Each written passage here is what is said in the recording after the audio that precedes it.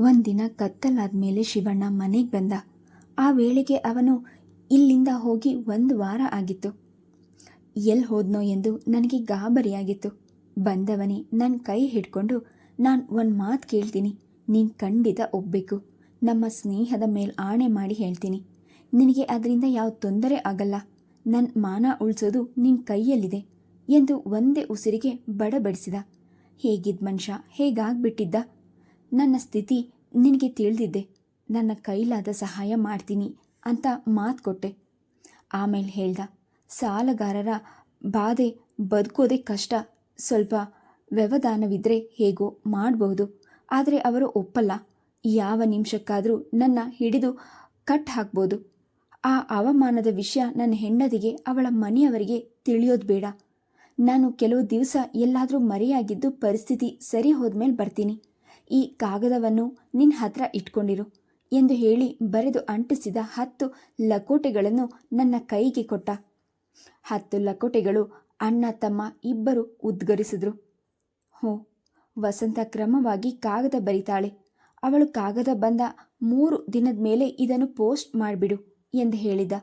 ಎಲ್ಲಕ್ಕೂ ವಿಳಾಸ ಬರೆದು ಸ್ಟ್ಯಾಂಪ್ ಹಚ್ಚಿ ಸಿದ್ಧ ಮಾಡಿದ್ದ. ಅದರಲ್ಲಿ ಯಾವುದಾದರೂ ಒಂದು ಕಾಗದ ಕಳಿಸ್ಬಿಡು, ಅದರಿಂದ ತೊಂದರೆ ಇಲ್ಲ ಎಂದು ಹೇಳ್ದ. ಆದರೆ ನನ್ನ ತಂಗಿ ನನ್ನ ಕೈ ಹಿಡಿದವನಿಗೆ ಬರೆದ ಕಾಗದ ನಿಮ್ಮ ಕೈಗೆ ಬೀಳ್ತಿತ್ತು ಅನ್ನಿ. ಅದಕ್ಕೆ ಉತ್ತರವಾಗಿ ನೀವು, ಚೇಚೆ ಎಂಥ ಮೋಸ. ರಮೇಶನ ಮುಖ ಕೆಂಪೇರಿತು. ಎಂಥ ಮಾತಿದು ಮಾರಾಯರೆ, ನಾನು ಅಂಥವನಲ್ಲ. ನನಗೂ ಅಕ್ಕ ತಂಗಿಯರು ಇದ್ದಾರೆ. ಇಲ್ಲಿ ನೋಡಿ ನಿಮ್ಮ ತಂಗಿ ಕಾಗದ. ದೇಶಪಾಂಡೆ ತಟ್ಟನೆ ಎದ್ದು ಮೇಜಿನ ಅರೆಯಿಂದ ಒಂದು ಕಟ್ಟು ಕಾಗದಗಳನ್ನು ತೆಗೆದು ಅವರ ಮುಂದೆ ಚೆಲ್ಲಿದ. ಹೆಣ್ಣು ಹುಡುಗಿಯ ದುಂಡು ಅಕ್ಷರಗಳಲ್ಲಿ ವಿಳಾಸ ಬರೆದಿದ್ದ ಒಂದೇ ತರಹದ ಕವರ್. ಅಳ್ಳಾಡಿರಲಿಲ್ಲ. ಯಾರು ಅದನ್ನು ಒಡೆದು ಓದಿ ಅದರಲ್ಲಿದ್ದ ಮುಗ್ಧ ನಿರೂಪಣೆಗೆ ಅನ್ಯಾಯ ಮಾಡಿರಲಿಲ್ಲ. ಅದು ಬಂದಂತೆ ಅದನ್ನು ಶೇಖರಿಸಿ 1 ವಾರ ಬಿಗಿದು ಕಟ್ಟಿ ಜೋಪಾನವಾಗಿ ಇಟ್ಟಿದ್ದ ಆತ. ಗೆಳೆಯನಿಗೆ ಮಾತು ಕೊಟ್ಟಿದ್ದಂತೆ ವಸಂತಾಳ ಕಾಗದ ಬಂದು 3 ದಿನಕ್ಕೆ ಶಿವಸ್ವಾಮಿ ಕೊಟ್ಟಿದ್ದ ಕಾಗದಗಳಲ್ಲಿ ಒಂದನ್ನು ತಾನು ಆಫೀಸಿಗೆ ಹೋಗುವಾಗ ದಾರಿಯಲ್ಲಿ ಅಂಚೆ ಡಬ್ಬಕ್ಕೆ ಹಾಕಿಬಿಡ್ತಿದ್ದ. ಎಲ್ಲವೂ ಅಂಟಿಸಿದ ಕಾಗದಗಳು. ಅದರೊಳಗೆ ಏನಿತ್ತೋ, ಆ ಹುಡುಗಿಗೆ ಯಾಕೆ ಅನುಮಾನ ಬರಲಿಲ್ವೋ ದೇವರೇ ಬಲ್ಲ. ಆದರೆ ಮೊದಮೊದಲು ನನಗೆ ಏನೂ ಅನಿಸ್ಲಿಲ್ಲ. ಅವ ಇಂದು ಬಂದಾನೋ ನಾಳೆ ಬಂದಾನೋ ಎನಿಸಿ ದಿನ ಗೂಡಿದೆ. ಒಂದೊಂದು ಲಕೋಟೆ ಅಂಚೆಗೆ ಹಾಕುವಾಗಲೂ ಇದೇ ಕೊನೆಯದು. ಮುಂದಿನ ಸಲ ಆ ಹುಡುಗಿ ಪತ್ರ ಬರೋ ವೇಳೆಗೆ ಮಾರಾಯ ಬಂದಿದ್ರೆ ಸಾಕು ಎಂತ ದೇವರಿಗೆ ಮೊರೆ ಇಟ್ಟೆ. ಎಂತಹ ಬಿಕ್ಕಟ್ಟು ನೋಡಿ. ಒಂದು ಕಡೆ ಸಾಲಗಾರರಿಗೆ ಉತ್ತರ ಕೊಡಬೇಕು, ಮತ್ತೊಂದು ಕಡೆ ಆ ನಂಬಿಕೆಯ ಹೊಣೆ. ಇನ್ನು 1 ಲಕೋಟೆ ಮಾತ್ರ ಉಳಿದಿದೆ. ಅದು ಕಳಿಸಿದ ಮೇಲೆ ಮುಂದೆ ಪತ್ರಕ್ಕೆ ಉತ್ತರ ಬರೆದಿದ್ದಾಗ ಅಲ್ಲಿನ ಪ್ರತಿಕ್ರಿಯೆ ಯೋಚಿಸಿದೆ. ಅವನನ್ನು ಹುಡುಕೊಂಡು ಯಾರಾದರೂ ಬರುವುದೆಂದು ನಿರೀಕ್ಷೆಯೇ ಇದ್ದೆ. ಆದರೆ ನೀವು ಇನ್ನು ಮೊದಲೇ ಬಂದಿದ್ರಿ. ದೇಶಪಾಂಡೆಯವರ ಮುಖವನ್ನೇ ನೋಡುತ್ತಾ ದಿಟ್ಟಿಸಿರು ಬಿಟ್ಟ. ಸತ್ಯ ಸಂಗತಿ ಕಹಿಯ ಗುಳಿಗೆಯಂತೆ ಅವರ ಗಂಟಲಲ್ಲಿ ಇಳಿದು ಮುಖ ಹಿಂಡುವಂತೆ ಮಾಡಿತು. ಇದರಲ್ಲಿ ಯಾರಿಗೆ ದೋಷ ಕೊಡ್ಬೋದು? ಒಂದು ರೀತಿಯಲ್ಲಿ ಎಲ್ಲ ತಪ್ಪಿತಸ್ಥರೇ. ಯಾರು ತಮ್ಮ ಕರ್ತವ್ಯವನ್ನು ಸರಿಯಾಗಿ ನಿರ್ವಹಿಸಿಲ್ಲ. ಮೇಲ್ಮೇಲೆ ದೃಷ್ಟಿಯಾಡಿಸಿ ತಮ್ಮ ಕೆಲಸ ಮುಗಿಯಿತೆಂದು ಕೃತಕರಾಗಿಬಿಟ್ಟಿದ್ದಾರೆ. ಸಮಸ್ಯೆಯನ್ನು ಆಳವಾಗಿ ವಿವೇಚಿಸಿಲ್ಲ. ವಸಂತ ತಾನೇ ಎಂತಹ ಹುಡುಗಿ? ಆ ಪತ್ರಗಳನ್ನು ನೋಡಿ ಸಂಶಯ ಬರಲಿಲ್ವೇ? ತನ್ನ ಪತ್ರದಲ್ಲಿದ್ದ ವಿಷಯಗಳಿಗೆ ಉತ್ತರ ಬರದೆ ಎಂದೋ ಬರೆದಿಟ್ಟು ಹೋದ ಕಾಗದ ಪತ್ತೆ ಹಚ್ಚೋದು ಕಷ್ಟವೇ? ತೀರಾ ಮುಗ್ಧ ಹುಡುಗಿ. ಅಥವಾ ಸಂಕೋಚ ಅವಳ ಬಾಯನ್ನು ಮುಚ್ಚಿಸಿರ್ಬೋದು. ಅಥವಾ ಎಳೆಯ ಹೃದಯದ ಪ್ರಣಯದ ಕಲ್ಪನೆ ತೆರೆಯಲ್ಲಿ ವಾಸ್ತವಿಕತೆ ಮರೆಯಾಗಿರ್ಬೋದು. ದೇಶಪಾಂಡೆಯದು ತಾನೇ ಏನ್ ತಪ್ಪು? ಏನೆಂದ್ರು ಗೆಳೆಯ ಕಷ್ಟದ ಹೊತ್ತಿನಲ್ಲಿ ಮಾತು ಕೊಟ್ಟು ಸಿಕ್ಕಾಕೊಂಡಿದ್ದ. ಸಂದರ್ಭ ಇಷ್ಟು ದೂರ ಎಳೆಯೋದೆಂದು ಅವನು ಯೋಚಿಸಿಲ್ಲಾರ. ನಿಜವಾಗಿ ಹೇಳಬೇಕಾದ್ರೆ ಅವನು ದೊಡ್ಡ ಮನುಷ್ಯ. ಗೆಳೆಯ ತನ್ನಲ್ಲಿ ಇಟ್ಟಿದ ನಂಬಿಕೆ ದ್ರೋಹ ಬಗೆಯಲಿಲ್ಲ. ಈ ಯೋಚನೆಯೆಲ್ಲ ಅಣ್ಣ ತಮ್ಮಂದಿರಿಬ್ಬರ ತಲೆಯಲ್ಲಿ ನುಸುಳುತ್ತಿರುವಾಗ ರಮೇಶ್ ತಟ್ಟನೆ ಎದ್ದು ನಿಂತ. ನಿಮಗೆ ತೊಂದರೆ ಕೊಟ್ವಿ, ಕ್ಷಮಿಸಿ ಎನ್ನುತ್ತಾ ಕೈ ಕುಲುಕಿದ. ಈ ಕಾಗದಗಳನ್ನೆಲ್ಲ ನಾವು ಒಯ್ಯಬಹುದೇ? ಧಾರಾಳವಾಗಿ, ನಿಮ್ಮದೇ ಅವು. ವಸಂತಾಳ ಕಾಗದಗಳ ಜೊತೆಗೆ ಶಿವಸ್ವಾಮಿ ಬರೆದಿದ್ರಲ್ಲಿ ಉಳಿದಿದ್ದ ಒಂದು ಪತ್ರವನ್ನು ಜೊತೆಗೆ ಸೇರಿಸಿ ರಮೇಶನಿಗೆ ಒಪ್ಪಿಸಿದ. ಶಿವಸ್ವಾಮಿ ಎಂದಾದರೂ ಬಂದರೆ ಅಥವಾ ಅವನಿರುವ ಜಾಗ ತಿಳಿದ್ರೆ ಕ್ಷಣ ನಮಗೆ ತಂತಿ ಕೊಡಿ, ತಕ್ಷಣ ಬರ್ತೀವಿ. ಪ್ಲೇನ್ ಉಂಟಲ್ಲ. ಹೆಣ್ಣುಡುಗಿ ಕಣ್ಣೀರು ಹಾಕಿದ್ರೆ ನೋಡಲು ಸಾಧ್ಯವಿಲ್ಲ. ಅವಳ ಬಾಳು ಚೆನ್ನಾಗಾಗಬೇಕು. ನಾವೆಲ್ಲ ತಪ್ಪು ಮಾಡಿದ್ದೇವೆ, ಅದಕ್ಕೆ ಪ್ರಾಯಶ್ಚಿತ ಬೇಡವೆ? ಅದೊಂದು ಉಪಕಾರ ನೀವು ಮಾಡಬೇಕು. ಮಹೇಶ್ ಕಾಗದಗಳನ್ನು ಜೇಬಿಗೆ ತೂರಿಸಿಕೊಳ್ಳುತ್ತಾ ಕಳಕಳೆಯಿಂದ ಕೇಳ್ಕೊಂಡ. ನಾನು ಆಗಲೇ ಹೇಳಿದೆ, ನನಗೂ ಅಕ್ಕ ತಂಗಿಯರಿದ್ದಾರೆ. ಆ ಹುಡುಗಿ ನನ್ನ ತಂಗಿಯಂತೆ. ಆ ದಿಕ್ಕಿನಲ್ಲಿ ನನ್ನ ಕೈಲಾದ ಸಹಾಯ ಖಂಡಿತ ಮಾಡ್ತೀನಿ. ನನ್ನಿಂದ ಏನು ಸಹಾಯ ಬೇಕಾದರೂ ಸಂಕೋಚವಿಲ್ಲದೆ ಹೇಳಿ. ಒಮ್ಮೆ ಶಿವಣ್ಣ ಈ ಕಡೆ ಬಂದರೆ ಏನಾದರೂ ಮಾಡಲಿಕ್ಕೆ ಬಂದಿತು. ದೇಶಪಾಂಡೆ ಬಾಗಿಲವರೆಗೆ ಜೊತೆಯಲ್ಲಿ ಬಂದು ಅವರನ್ನು ಬೀಳ್ಕೊಟ್ಟ. ತೀರಾ ನಿರಾಸೆಗೊಂಡಿದ್ದ ಮಹೇಶ್ ದಡದಡನೆ ಮೆಟ್ಟಿಲುಗಳನ್ನು ಇಡಿಯಲು ತೊಡಗಿದ. ರಮೇಶ್ ಮೋಡದ ಕಪ್ಪು ಬಡಲಿನಲ್ಲಿ ಬೆಳ್ಳಿಯ ಗೆರೆಯನ್ನು ಗುರುತಿಸುವ ಸ್ವಭಾವದವನು. ಅಲ್ಲದೆ ಇತ್ತೀಚಿನ ದಿನಗಳಲ್ಲಿ ಮನೆಯಿಂದ ದೂರವಿದ್ದ ಒಂದು ಬಗೆಯ ನಿರ್ಲಿಪ್ತತೆಯು ಬೆರೆತಿರ್ಬೋದು. ಜನಗಳ ನಡುವೆ ಹೆಚ್ಚಾಗಿ ಓಡಾಡಿ ಅಭ್ಯಾಸವಿದ್ದ ಅವನು ತನ್ನ ಭಾವನೆಗಳನ್ನು ಬೇಗ ತೋರಿಸ್ಕೊಳ್ತಿರ್ಲಿಲ್ಲ. ಅವನು ಹೊರಟವನು ಮತ್ತೆ ಹಿಂದಕ್ಕೆ ಬಂದು ಕೃತಜ್ಞತೆಯಿಂದ ದೇಶಪಾಂಡೆಯ 2 ಕೈಗಳನ್ನು ಹಿಡ್ಕೊಂಡು, ನಿಮ್ಮಿಂದ ಬಹಳ ಉಪಕಾರ ಆಯಿತು. ಮುಂದಾದರೂ ಈ ವಿಚಾರದಲ್ಲಿ ಏನಾದರೂ ಅನುಕೂಲವಾಗೋದಿದ್ರೆ ನಿಮ್ಮಿಂದಲೇ ಎಂದ. ಎಂದು ಹೇಳಿ ಅಣ್ಣನ ಹಿಂದೆ ಹೊರಟ. ಮಾರನೆಯ ದಿನ ಅವರು ಹಿಂದಕ್ಕೆ ಹೊರಟರು. 2 ದಿನವಾದರೂ ಇರಬೇಕೆಂದು ರಮೇಶ್ ಅಣ್ಣನಿಗೆ ಕೇಳ್ಕೊಂಡ. ಈ ಸಲ ಬೇಡ ತಮ್ಮ, ನನಗೆ ರಜೆ ಇಲ್ಲ. ಅಲ್ಲದೆ ಮನಸ್ಸಿಗೂ ಸಮಾಧಾನವಿಲ್ಲ. ಅಪ್ಪ ವಸಂತ ಇಬ್ಬರು ನನಗಾಗಿ ಗಂಟೆ ಎಣಿಸುತ್ತಾ ಕೂತಿದ್ದಾರೆ. ಸುಶೀಲನಿಗೆ ಏನೂ ಹೇಳಿಲ್ಲ. ಇನ್ನೊಂದು ಸಲ ಖಂಡಿತ ಬರ್ತೀನಿ ಅಂತ ಹೇಳು. ಅದಕ್ಕೂ ಮೊದಲು ನೀನು ಒಂದು ಸಲ ಅವಳೊಡನೆ ಮನೆಗೆ ಬಾ. ಬಹಳ ಸುಲಭವಾಗಿ ಹೇಳಿಬಿಟ್ಟೆ. ಅಪ್ಪ ನಮ್ಮನ್ನು ಮನೆಗೆ ಸೇರಿಸುವರೆ. ನನ್ನ ಮದುವೆ ಆದಾಗಿನಿಂದ ಒಂದು ಕಾಗದ ಬರೆದಿಲ್ಲ. ನಾನು ಆಶೀರ್ವಾದ ಬೇಡ್ಕೊಂಡೆ, ಅದಕ್ಕೂ ಮೌನ. ಅವರ ಸಿಟ್ಟು ಇನ್ನೂ ಇಳಿದಿರಲಿಲ್ಲ. ಅಮ್ಮ ಇದ್ದಿದ್ರೆ. ರಮೇಶನ ಗಂಟಲು ಬಿಗಿಯಿತು. ಮಕ್ಕಳು ಎಷ್ಟು ದೊಡ್ಡವರಾದರೆ ತಾನೇ ಏನು? ಪ್ರೇಮಮಯಿಯಾದ ಮಾತೆಯ ನೆನಪು ಅವರನ್ನು ಮತ್ತೊಮ್ಮೆ ಬಾಲ್ಯದ ಸುಳಿಗೆ ಸಿಕ್ಕಿ ತಿರುಗಿಸೋದು ತಪ್ಪೋದಿಲ್ಲ. ಆ ಯೋಚನೆ ನಿನಗೆ ಬೇಡ. ಹಿರಿಯ ಮಗನಾಗಿ ನನಗೂ ಆ ಮನೆಯಲ್ಲಿ ಒಂದು ಸ್ಥಾನ ಇದೆ. ನಾನು ಆಹ್ವಾನ ಕೊಟ್ಟು ಕರೆದಿರೋರನ್ನು ಅಪ್ಪ ಅನಾದಿರಿಸಲಾರ. ವಿಮಲಾ, ವಸಂತ ಇಬ್ಬರು ಸುಶೀಲನನ್ನು ನೋಡಲು ಆತುರರಾಗಿದ್ದಾರೆ. ಒಮ್ಮೆ ಅವಳನ್ನು ನೋಡಿದರೆ ಅಪ್ಪನು ತಮ್ಮ ಅಭಿಪ್ರಾಯ ಬದಲಾಯಿಸಬಹುದು. ರೈಲು ತೂಗಿತು. ತಮ್ಮನೊಡನೆ ಮಾತನಾಡುತ್ತಾ ಕೆಳಗಡೆ ನಿಂತಿದ್ದ ಮಹೇಶ್ ಗಾಡಿ ಹತ್ತಿದ. ಬಾಗಿಲ ಬಳಿ ನಿಂತ್ಕೊಂಡು ಕೈ ಬೀಸುತ್ತಾ ನಿಂತಿದ್ದ ರಮೇಶ್ ರೈಲು ಕಣ್ಮರೆಯಾದ ಮೇಲೆ ಸ್ಟೇಷನ್ನಿಂದ ಹೊರಟ. ಬೆಳಗಿನ ತಂಗಾಳಿ ಮುಖದ ಮೇಲೆ ತಣ್ಣಗೆ ಹಾಯ್ದು ಹೋದಾಗ ವಸಂತಾಳಿಗೆ ಎಚ್ಚರವಾಯಿತು. ಕಣ್ಣು ತೆರೆದು ಪಕ್ಕಕ್ಕೆ ಹೊರಳಿ ನೋಡಿದ್ಲು. ರಾಜು ಇನ್ನು ನಿದ್ರೆಯ ಆಲಿಂಗನದಲ್ಲಿ ಮೈಮರ್ತಿದ್ದ. ಬೀಸಿ ಬಂದ ಗಾಳಿ ಅವನ ಮುಂಗುರಳನ್ನು ಅಲಗಿಸಿ ಮುದ್ದಿಟ್ಟು ಮುಂದೆ ಸರಿಯಿತು. ವಸಂತಾಳ ಮುಖದ ಮೇಲೆ ಪ್ರಸನ್ನತೆ ಹೂವಿನಂತೆ ಅರಳಿ ನಿಂತಿತ್ತು. ರಾಜುವಿನ ಕಡೆಗೆ ಕೈ ನೀಡಿ ಪ್ರೀತಿಯಿಂದ ಹಣೆಯ ಮೇಲೆ ಕೈ ಆಡಿಸಿದ್ಲು.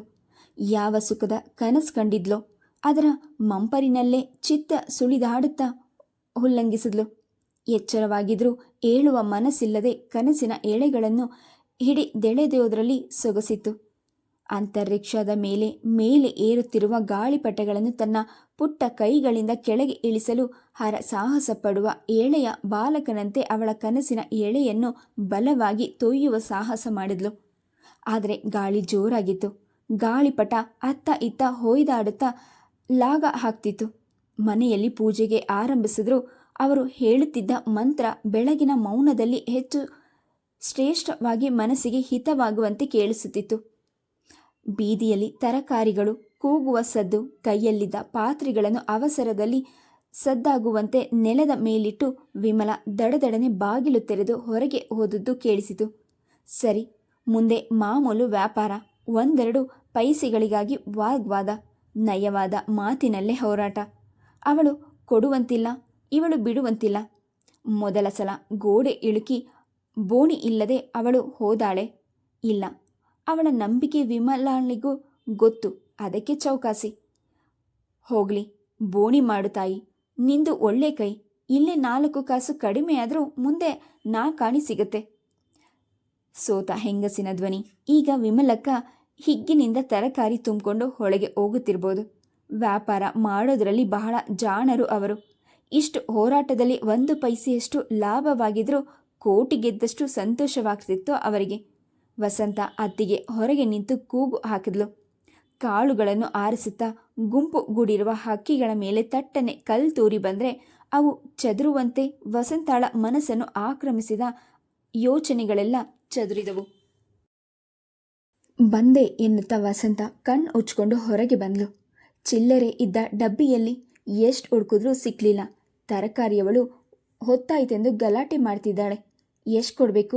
30 ಪೈಸೆ. ನಿನ್ನೆ ಕಿತ್ತಳೆ ಹಣ್ಣು ಕೊಂಡಾಗ ಉಳಿದ ಚಿಲ್ಲರೆ ಇಲ್ಲದೆ ಅದನ್ನೇ ಕೊಡ್ತೀನಿ, ಡಬ್ಬಿ ನಿಧಾನವಾಗಿ ಹುಡ್ಕೋಣ. ಚಿಲ್ಲರೆ ಹೊತ್ತು ಹೊರಗೆ ಹೋದಾಗ ಮತ್ತೆ ಒಳಗೆ ಬಂದು ಮುಖ ತೊಳೆಯಲು ನೀರು ಮನೆ ಅತ್ತ ನಡೆದಾಗ ವಸಂತಾಳ ನಡಿಗೆಯಲ್ಲಿ ಕುಣಿತದ ಲಯವಿತ್ತು. ಹೃದಯ ಹಾಡುತ್ತಿದ್ದ ಮಧುರ ಸಂಗೀತಕ್ಕೆ ತಾಳವಿಕ್ಕಂತಿತ್ತು. ಮುಖದ ಮೇಲೆ ಹರ್ಷದ ಹೊನಲಿನಲ್ಲಿ ಹಾಸ್ಯ ನಡೆದಿತ್ತು. ನಾದಿನಿಯಲ್ಲಿ ಆಗಿರುವ ಬದಲಾವಣೆ ವಿಮಲಾನ ಗಮನಕ್ಕೆ ಬಾರದೆ ಹೋಗಲಿಲ್ಲ. ಕಾಫಿ ಸರಿಯಾಗಿತ್ತಾ? ನಕ್ಕು ಕೇಳಿದ್ಲು ವಿಮಲಾ.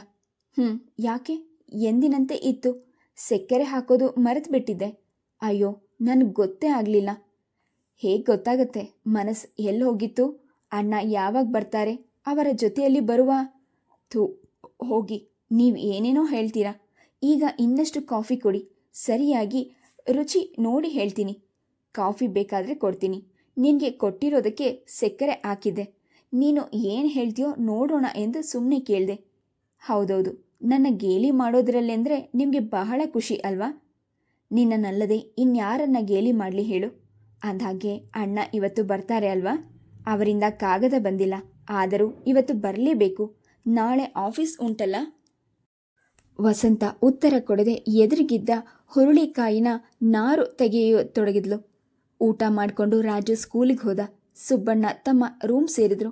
ವಸಂತ ಆ ದಿನದ ಪತ್ರಿಕೆ ಹಿಡಿದು ಕುರ್ಚಿಯಲ್ಲಿ ಕಾಲು ನೀಡಿ ಮಂಡಿಸಿದ್ಲು. ಊಟಕ್ಕೆ ತಿಂಡಿ ಮಾಡುವ ಸಮಯಕ್ಕೂ ನಡುವೆ ಸಿಗುವ ಆ ಸಮಯದಲ್ಲಿ ವಿಮಲಾ ಹಾಸಿಗೆಗೆ ಹೊರಗೆ ಕಣ್ಣು ಮುಚ್ಚಿ ವಿಶ್ರಾಂತಿಯಲ್ಲಿ ಮೊರೆ ಹಾಕಿದ್ಲು. ಬಾಗಿಲಲ್ಲಿ ಗಾಡಿ ನಿಂತ ಶಬ್ದ. ಪತ್ರಿಕೆಯನ್ನು ಕೈ ಬಿಟ್ಟು ವಸಂತ ಹೊರಗೆ ಓಡಿ ಬಾಗಿಲು ತೆಗೆದ್ಲು. ಗಾಡಿ ನಿಂತಿದ್ದು ನಿಜ. ಇವರ ಮನೆಯ ಕಡೆಗೆ ಬೆನ್ ಮಾಡಿಕೊಂಡು ಗಾಡಿಯಿಂದ ಕಿಟ್ ಬ್ಯಾಗನ್ನು ಹೊರಗೆ ತೆಗೆಯುತ್ತಿದ್ದವರು ಅಣ್ಣನಂತೂ ಖಂಡಿತ ಅಲ್ಲ. ಹಾಗಾದರೆ ಭವ್ಯ ನಿಲುವು, ಕೆಂಪು ಬಿಳುಪು ಮಿಶ್ರವಾದ ಮೈ ಬಣ್ಣ, ಕಪ್ಪಗೆ ದಟ್ಟವಾಗಿದ್ದ ಹೊರಡುತನವನ್ನು ಸೂಸುವ ದಪ್ಪ ಹುಬ್ಬುಗಳು, ಕೆಂಪು ತಾವರೆಯಂತಹ ಕಣ್ಣು, ಯಾವಾಗಲೂ ನಗುತ್ತಿರುವವರೇನೋ ಎಂಬ ಭ್ರಮೆ ಉಂಟು ಮಾಡುವ ತುಟಿಗಳು. ಶಿವಸ್ವಾಮಿಯ ರೂಪು ಕಣ್ಣಿನ ತೆರೆಯ ಮೇಲೆ ಹಾಯ್ದಂತೆ ತೋರಿತು. ಹಾಗಿದ್ದು ಒಂದೇ ಅರೆಕ್ಷಣ ಮಾತ್ರ. ಮರುಕ್ಷಣದಲ್ಲಿ ಸಾಮಾನು ಹಿಡಿದು ಈ ಕಡೆ ಹೊರಳಿದಾಗ ವಸಂತಾಳ ಕನಸಿನ ನೋಟ ಮರೆಯಾಗಿ ನಿರಾಸೆಯಿಂದ ಕಾಲು ನಡಗಿದಂತಾಗಿ ಅಲ್ಲೇ ಕುಸಿಯುವಂತಾಯಿತು. ಒಳಗೆ ಓಡುವ ಆತರ, ದಿಮ್ಮಿನಲ್ಲಿ ಮುಖವನ್ನು ಒದಗಿಸಿ ಎದೆಯ ಹೊಮ್ಮೇಳವನ್ನು ಹೊರಹಾಕುವ ಯತ್ನ. ಆದರೂ ಕಾಲು ಹೇಳಲದು ಓಡಿ ಬಂದಾಗಿನ ಶಕ್ತಿ ಎತ್ತಲು ಪಯಣ ಮಾಡಿತು. ಆತ ನಡೆದು ಹತ್ತಿರ ಬಂದ. ಅವನನ್ನು ಇಳಿಸಿದ ಗಾಡಿ ಹಗುರವಾಗಿ ಸದ್ದು ಮಾಡುತ್ತಾ ದೂರ ಸರಿಯಿತು. ಎಲ್ಲೋ ನೋಡಿದ ಪರಿಚಿತ ಮುಖ ಥಟ್ಟನೆ ನೆನಪಾಗೊಲ್ಲದು. ಆದರೂ ಯಾರು ನಾನು ಯಾರು ಗೊತ್ತಾಯ್ತಾ? ಕೀಟಲೆಯ ಧ್ವನಿಯಲ್ಲಿ ಕೇಳಿದ ಅವನು ಅವಳ ಕಣ್ಗಳಲ್ಲಿ ನೆನಪನ್ನು ಕಡೆಯುವ ತಳಮಳವನ್ನು ಗಮನಿಸಿ ನಕ್ಕ. ಆ ನಗು ನೆನಪಿನ ಸಾಗರದಿಂದ ಅವನು ಯಾರೆಂಬುದನ್ನು ಮಜ್ಜಿಗೆಯ ಮೇಲೆ ತೇಲುವ ಬೆಣ್ಣೆಯಂತೆ ಚೂರಾಗಿ ತೇಲಿಸಿ ತೋರಿಸಿತು. ಬನ್ನಿ ನೆನಪಿಲ್ಲದೆ ಏನು? ನಿರಾಸೆಯ ನೋವನ್ನು ನಗುವಿನಲ್ಲಿ ಮುಚ್ಚಿ ವಸಂತ ಅತಿಥಿಗಳನ್ನು ಸ್ವಾಗತಿಸಿದ್ಲು. ವಸಂತ ತಾನು ಮುಂದಾಗಿ ನಡೆದು ಅರ್ಧ ತೆರೆದಿದ್ದ ಬಾಗಿಲನ್ನು ಪೂರ್ತಿ ಹಿಂದಕ್ಕೆ ತಳ್ಳಿದ್ಲು. ಅವಳನ್ನು ಹಿಂಬಾಲಿಸಿ ಒಳಗೆ ಬಂದವನು ಕೈ ಚೀಲವನ್ನು ಒಂದು ಮಗ್ಗಲಲ್ಲಿಟ್ಟು, ವಿಮಲಕ್ಕ ಇಲ್ವೇ ಎಂದು ವಿಚಾರಿಸಿದ. ಇದ್ದಾರೆ ಎನ್ನುತ್ತಾ ವಸಂತ ರೂಮಿಗೆ ಹೋಗಿ ನಿದ್ರಿಸುತ್ತಿದ್ದ ವಿಮಲನ ಕಿವಿಯಲ್ಲಿ ಹತ್ತಿರ ಬಾಯಿಟ್ಟು, ವಿಮಲಕ್ಕ, ನಿಮ್ಮ ಊರಿನ ಗಿರೀಶ್ ಬಂದಿದ್ದಾರೆ ಎಂದು ಪಿಸುಗುಟ್ಟಿದ್ಲು. ವಿಮಲ ಆಗ ತಾನೇ ನಿದ್ರೆಯ ಆಲಂಗಕ್ಕೆ ಇಳಿಯುತ್ತಿದ್ದವಳು ಥಟ್ಟನೆ ಎದ್ದು ಕುಳಿತು, ಗಿರೀಶನೇ ಯಾವಾಗ ಬಂದ ಎಂದ್ಲು. ಇದೆ, ಈಗ ಬರ್ತಿದ್ದಾರೆ. ಏನೋ ಗಿರೀಶ್, ಚೆನ್ನಾಗಿದೆಯಾ? ಎಲ್ಲಿಂದ ಬರ್ತಿದ್ದೆ? ಏನು ಕತೆ? ಮನೆಯಲ್ಲಿ ಎಲ್ಲ ಚೆನ್ನಾಗಿದ್ದಾರೆಯೇ? ಪ್ರಶ್ನೆಗಳ ಮಾಲೆಯನ್ನೇ ವಿಮಲ ಹೊರಗೆ ಹಾಕಿದ್ಲು. ನೋಡಿ, ಹೀಗಿದ್ದೀನಿ. ಊರಿನಿಂದ ಬರ್ತಾ ಇದ್ದೀನಿ. ಹೊರಟಿರೋದು ಮದ್ರಾಸಿಗೆ. ಯಾಕೆ? ಅಲ್ಲಿ ಕೆಲಸಕ್ಕೆ ಅಪ್ಲೈ ಮಾಡಿಕೊಂಡಿದ್ದೆ. ಇಂಟರ್ವ್ಯೂಗೆ ಕರೆದಿದ್ದಾರೆ. ಹೇಗೂ ಇಲ್ಲಿಗೆ ಬಂದೆ, ಮುಂದೆ ಹೋಗಬೇಕಲ್ಲ. ನಿಮ್ಮ ಮನೆಗೆ ಹೋಗಿದ್ದೆ, ಅತ್ತೆ ಇದನ್ನು ನಿಮಗೆ ಕೊಡುವಂತೆ ಹೇಳಿದರು. ಅದಕ್ಕಾಗಿ ಬಂದೆ. ಸಾಮಾನೆಲ್ಲ ರೂಮಿನಲ್ಲಿ ಹಾಕಿ ಬಂದಿದ್ದೀನಿ. ಹೇಗೂ 2-3 ಗಂಟೆ ಅವಕಾಶ ಇದೆಯಲ್ಲ. ರೈಲ್ ಮಧ್ಯಾಹ್ನ 2:20 ಏನೋ ಅಪ್ಪ, ನಿನ್ನ ಮಾತೇ ಅರ್ಥವಾಗಲ್ಲ. ನಾನು ಮದುವೆಗೆ ಬಂದಿದ್ದಾಗ ನೀನು ಇನ್ಮೇಲೆ ಹೋಗಲ್ಲ, ಓದಿದ್ದು ಮುಗೀತು, ಜಮೀನು ನೋಡಿಕೊಂಡು ಹಾಯಾಗಿ ಮನೆಯಲ್ಲೇ ಇರ್ತೀನಿ ಅಂತ ಹೇಳಿದೆ. ಹೌದು, ಹಾಗೆ ಹೇಳಿದೆ. ಈಗ ತಾನೇ ಏನು ಇಂಟರ್ವ್ಯೂಗೆ ಹೋದ ಮಾತ್ರಕ್ಕೆ ಕೆಲಸ ಸಿಗೋದೆಂದು ಏನು ನಂಬಿಕೆ? ಅದೆಲ್ಲ ನಿಧಾನವಾಗಿ ಮಾತನಾಡೋಣ. ಕಾಲು ತೊಳ್ಕೊ ಹೇಳು. ಊಟ ಮಾಡಿವೆಂತೆ, ಸ್ನಾನ ಆಗಿದೆಯಾ? ವಸಂತ, ಮಣೆ ಹಾಕು ನಡಿ, ನಾನು ಬರ್ತೀನಿ. ವಸಂತ ಊಟಕ್ಕೆ ಸಿದ್ಧಪಡಿಸಿ ಸ್ಟವ್ ಹತ್ತಿಸಿ ಅಡಿಗೆಯನ್ನು ಬಿಸಿ ಮಾಡಲು ಅದರ ಮೇಲಿಟ್ಟು ರೂಮ್ಗೆ ಹೋದಳು. ಅತ್ತಿಗೆ ತವರಿನ ಕಡೆಯಿಂದ ಬಂದಿದ್ದಾರೆ ಅವರು. ಅವರ ಮಾತಿನ ನಡುವೆ ತಾನ್ಯಾಕೆ ಎಂದುಕೊಂಡಿರ್ಬೋದು. ಗಿರೀಶ್, ನಿಮ್ಮ ಅಪ್ಪ ತೀರ್ಕೊಂಡಾಗ ನೀನಿನ್ನು ಚಿಕ್ಕವನಂತೆ. ನಿಮ್ಮಮ್ಮ ತುಂಬ ಕಷ್ಟಪಟ್ಟಿದ್ದಾಳೆ. ಆಳು ಕಾಳುಗಳ ಕೈಯಲ್ಲಿ ಹೆಣಕಾಡಿ ಒಂದು ಕಾಸು ಪೋಲಾಗದಂತೆ ಆಫೀಸ್ನಲ್ಲೆಲ್ಲ ಜೋಪಾನ ಮಾಡಿದ್ದಾಳೆ. ಎಂತ ಅಮ್ಮ ಹೇಳ್ತೀನಿ ಇರ್ತಾರೆ. ಈಗ ಅವರಿಗೆ ವಯಸ್ಸಾಯಿತು. ನೀನು ಅದನ್ನೆಲ್ಲ ನೋಡಿಕೊಂಡು ಇನ್ನಾದರೂ ಅವರಿಗೆ ವಿಶ್ರಾಂತಿ ಕೊಡಬೇಕಪ್ಪ. ಬೇರೆ ಕಡೆ ಕೆಲಸ ಹುಡ್ಕೊಂಡು ಅಲಿಯೋ ಬದಲು ದೇವರು ನಿನ್ಗೇನು ಕಡಿಮೆ ಮಾಡಿದ್ದಾನೆ? ಹಾಯಾಗಿ ಮದುವೆ ಮಾಡಿಕೊಂಡು ಮನೆ ಬಾಗಿಲಲ್ಲಿ ಇರೋದು ಚೆನ್ನ. ಈಗ ದೊಡ್ಡವನಾಗಿದ್ದೀಯಾ, ನಿನಗೆ ಬುದ್ಧಿ ಹೇಳೋದು ಯಾರು? ಎಷ್ಟು ದೊಡ್ಡವನಾದರೂ ನಿಮಗಿಂತ ಚಿಕ್ಕವನ್ ತಾನೇ. ನೀವು ಏನು ಹೇಳಿದರೂ ನನಗೆ ಸಿಟ್ಟಿಲ್ಲ. ಗಿರೀಶ್ ನಗುತ್ತಾ ಉತ್ತರ ಕೊಟ್ಟವನು ತಟ್ಟನೆ ಮಾತು ಬದಲಾಯಿಸಿ, ಯಜಮಾನರು ಆಫೀಸಿಗೆ ಹೋಗಿರುವವರೇನು? ಅವರನ್ನು ನೋಡೋಕ್ಕೆ ಆಗಲಿಲ್ಲ. ಬಂದ ಮೇಲೆ ಹೇಳಿ ಎಂದ. ಅವರು ಊರಲಿಲ್ಲ, ಮುಂಬೈಗೆ ಹೋಗಿದ್ದಾರೆ. ವಸಂತಾಳ ಕೋಣೆಯ ಮುಚ್ಚಿದ ಬಾಗಿಲನ್ನು ನೋಡುತ್ತಾ ಕೆಳ ದನಿಯಲ್ಲಿ ವಿಮಲಾ ಮಹೇಶ್ ಹೋಗಿರುವ ವಿಚಾರವನ್ನು ಸೂಕ್ಷ್ಮವಾಗಿ ವಿವರಿಸಿದ್ಲು. ಗಿರೀಶನಿಗೆ ಮುಂದೆ ಊಟ ಸಾಗಲಿಲ್ಲ. ಕಷ್ಟದಿಂದ 1-2 ತುತ್ತು ಬಾಯಿಗೆ ಹಾಕಿದ ಶಾಸ್ತ್ರ ಮಾಡಿ ಎದ್ದು ಕೈ ತೊಳೆದ. ನಿಮ್ಮ ಕೈ ಬಹಳ ಧಾರಾಳ, ಎಷ್ಟು ತಿನ್ನೋದು ಸಾಧ್ಯವಿಲ್ಲ ಎಂದು ವಿಮಲನ್ನು ಹೊಗಳಿದ. ಮತ್ತೆ 5 ನಿಮಿಷ ವಿರಾಮ. ಬೂಟ್ ಹಾಕಿಕೊಳ್ಳುತ್ತಾ, ಮಾವನವರು ಎದ್ದಿರುವಂತಿಲ್ಲ, ಅವರಿಗೆ ನಮಸ್ಕಾರ ತಿಳಿಸ್ಬಿಡಿ, ನಾನಿನ್ನೋ ಬರಲೇ. ಎಲ್ಲಿ ನಿಮ್ಮ ನಾದಿನಿ? ಗಿರೀಶನ ಕಣ್ಗಳು ಕಾತರದಿಂದ 4 ಗೋಡೆಗೂ ಹರಳಿದವು. ಹಾಗೆ ಕೇಳೋದು ಸರಿ ಅಲ್ಲವೆನಿಸಿದ್ರೂ ಮನಸ್ಸಿನ ಆಸೆ ಅವರ ವ್ಯವಹಾರವನ್ನು ನಿರ್ಲಕ್ಷಿಸಿ ವಿಜೃಂಭಿಸಿತು. ಅವಳು ಮಲಕೊಂಡವಳೋ ಏನೋ. ವಿಮಲಾ ನಿರುತ್ಸಾಹದಿಂದ ಹೇಳಿದ್ಲು. ನಾನು ಮಧ್ಯಾಹ್ನ ಮಲಗುವ ಅಭ್ಯಾಸವನ್ನೇ ಮಾಡಿಲ್ಲ ಎಂದಿದ್ರು ಅವರು. ವಿಮಲನ ಕಣ್ಮುಂದೆ ಅವಳ ತಂಗಿಯ ಮದುವೆಯ ಚಿತ್ರ ಮತ್ತೊಮ್ಮೆ ಸುಳಿಯಿತು. ಹಸಿರು ಚಪ್ಪರ, ವಾಲಗದ ಸದ್ದು, ಮಕ್ಕಳ ಓಡಾಟ, ಗುಂಪು ಗುಂಪಾಗಿ ಅಲ್ಲಲ್ಲಿ ನಿಂತು ಮಾತಾಡುತ್ತಾ ತಮ್ಮ ನಗುವಿನಿಂದ ಮದುವೆಯ ಮನೆಗೆ ಜೀವ ಕಳೆಯನ್ನು ನೀಡಿದ ಪಡ್ಡೆ ಹುಡುಗರ ಇಡೀ ಗುಂಪಿನಲ್ಲಿ ಆಕರ್ಷಣೆಯ ಕೇಂದ್ರವಾಗಿದ್ದ ವಸಂತ. ಹೋದಲ್ಲಿ ಬಂದಲ್ಲಿ ಅವಳನ್ನು ಹಿಂಬಾಲಿಸುತ್ತಿದ್ದ ಗಿರೀಶ್. ವಿಮಲಾ ಒಂದು ಕ್ಷಣ ಗರ ಬಡಿದವಳಂತೆ ನಿಂತುಬಿಟ್ಲು. ಆನಂದನ ಆ ಓಡಾಟ, ಆ ಕಿಲಕಿಲ ನಗು ಅವಳಿಗೆ ಏನೂ ಅನಿಸಲಿಲ್ಲ. ಇಂದು ಎಲ್ಲೋ ಅಪಶ್ರುತಿ ಕೇಳಿದಂತೆ ಭಾಸವಾಗಿ ನಡಗದ್ಲು. ಅವನು ವಸಂತಾಳನ್ನು ಕೂಗಬೇಕಾಗಿಲ್ಲ. ಕೈಯಲ್ಲಿ ನೀರಿನ ಲೋಟ ಇಟ್ಕೊಂಡು ವಸಂತ ರೂಮಿನ ಬಾಗಿಲನ್ನು ತಳ್ಕೊಂಡು ಹೊರಬಂದ್ಲು. ನೀರು ತರಲು ಅಡಿಗೆ ಮನೆಗೆ ಹೊರಟಿದ್ದಾಳೇನೋ. ಅಷ್ಟರಲ್ಲಿ ಅತ್ತಿಗೆಯ ಮಾತು ಅವಳನ್ನು ಹಿಡಿದು ನಿಲ್ಲಿಸಿತು. ವಸಂತ, ಇಲ್ಬಾ, ಗಿರೀಶ್ ಊರಿಗೆ ಹೊರಟಿದ್ದಾನೆ, ನೀನು ಮಲಗಿರುವೇನೋ ಎನ್ಕೊಂಡಿದ್ದೆ. ಆ ಮಾತಿನ ಇಬ್ಬರಿಗೂ ಅರ್ಥವಾಗಲಿಲ್ಲ. ಇನ್ನು ಇನಿಯನ ಆಗಮನವನ್ನು ಪ್ರತಿ ಕ್ಷಣವೂ ನಿರೀಕ್ಷಿಸುತ್ತಿದ್ದ ವಸಂತಾಳ ಹೃದಯ ಹರ್ಷದ ಹೂವಾಗಿ ಅರಳಿತು. ಕಲ್ಪನೆ ಗರಿಗೆದರಿ ಬಾನತ್ತ ರೆಕ್ಕೆ ಬಿಚ್ಚಿ ಬಡಿಯುತ್ತಾ ಹಾರಾಡುತ್ತಿತ್ತು. ಅದೇ ಹರ್ಷ ನಗುವಿನ ಅಲೆಯಾಗಿ ಮುಖದಲ್ಲಿ ಪ್ರತಿಬಿಂಬಿತವಾಗಿತ್ತು. ಮತ್ತೇನನ್ನು ಗಮನಿಸುವ ಸ್ಥಿತಿಯಲ್ಲಿ ಇರಲಿಲ್ಲ ಅವಳು. ಸುಳಿಗಾಳಿಯಂತೆ ತೇಲಿ ಬಂದ ಅವಳ ಲತೆಯಂತೆ ಬಳಕಿ ನಗೆ ಮಲ್ಲಿಗೆಯ ಕಂಪು ಸೂಸಿ, ಈಗಲೇ ಹೊರಟ್ರೆ? ಇನ್ನು ಇದೇ ಬಂದಿದ್ದಾರೆ ಎಂದ್ಲು. ಹುರಿ ಬಿಸಿಲಿನಲ್ಲಿ ದಣಿದು ಬಂದವರ ಮೇಲೆ ಹೊಂಗೆಯ ಮರದ ತಂಗಾಳಿ ಬೀಸಿದ ಅನುಭವವಾಯಿತು. ಕನಸು ಕಾಣುವಂತಿದ್ದ ಅವಳ ಕಣ್ಗಳನ್ನು ದಿಟ್ಟಿಸುತ್ತಾ ಗಿರೀಶ್ ಹೇಳಿದ, ನಾನು ಮದ್ರಾಸಿಗೆ ಹೊರಟಿದ್ದೇನೆ. ಇಲ್ಲಿ ಸ್ವಲ್ಪ ಅವಕಾಶವಿತ್ತು. ಎಲ್ಲರನ್ನೂ ನೋಡಿದ ಹಾಗಾಗತ್ತೆ ಎನ್ಕೊಂಡು ಬಂದೆ. ಉಳಿದ ವಿಚಾರ ವಿಮಲಕ್ಕ ಹೇಳ್ತಾರೆ. ನಾನು ಹೊರಡ್ತೀನಿ, ಹೊತ್ತಾಯಿತು. ದಾರಿಯಲ್ಲಿ ಗಾಡಿ ಸಿಗ್ಬೋದು. ಮೂಲೆವರೆಗೆ ಹೋದರೆ ಬಸ್ ಸಿಗುವ ಸಂಭವ ಇದೆ. ಗಡಿಯಾರ ನೋಡುತ್ತಾ ವಸಂತ ನೋಡಿದ್ಲು. ಯಾವುದೋ ಮೊದಲು ಸಿಕ್ತೋ ಅದರಲ್ಲಿ ಹೋಗೋದು. ಒಂದು ವೇಳೆ ಸಿಗದಿದ್ರೂ ಕಾಲಂತೂ ಇದೆಯಲ್ಲ, ನಡೆದು ಹೋದ್ರೆ ಆಗುತ್ತೆ. ವಸಂತಾಳ ಅಂದಿನ ಚೆಲುವನ್ನು, ಗೆಲುವನ್ನು, ನಗೆಯನ್ನು ತನ್ನಲ್ಲೇ ಸೆರೆ ಹಿಡಿದು ಇಟ್ಕೊಳ್ಳುವಂತೆ ಒಂದು ಸಲ ಅವಳನ್ನು ಕಣ್ತುಂಬ ನೋಡಿ ವಿಮಲನಿಗೆ ಕೈ ಜೋಡಿಸಿ ಸರಸರನೆ ಹೊರಟೋದ. ಸ್ವಲ್ಪ ದೂರದಲ್ಲೇ ಗಾಡಿ ಕಾಣಿಸಿತು. ಗಿರೀಶ್ ಕೈ ತಟ್ಟಿದ. ಆರಾಮವಾಗಿ ಹೋಗುತ್ತಿದ್ದ ಗಾಡಿಯವನು ಗಿರಾಕಿ ಕಾಣಿಸಿದ ಕೂಡಲೇ ಕುದುರೆಯ ಬೆಂತಟ್ಟ ಗಾಡಿಯನ್ನು ಓಡಿಸಿಕೊಂಡು ಬಂದು ಗಿರೀಶ್ ಗಾಡಿ ಹತ್ತಿದ. ಎಲ್ಲಿಗೆ ಬುದ್ಧಿ? ರೈಲ್ವೆ ಸ್ಟೇಷನ್ಗೆ. ಗಾಡಿ ಹೊರಟಿತು. ಕ್ರಮವಾಗಿ ವೇಗವನ್ನು ಹೆಚ್ಚಿಸಿಕೊಂಡು ಓಡಿತು. ಗಿರೀಶ್ ಯೋಚನೆಗಳ ಅದರೊಡನೆ ಹೆಜ್ಜೆ ಹಾಕುತ್ತಾ ಓಡುತ್ತಿದ್ದವು.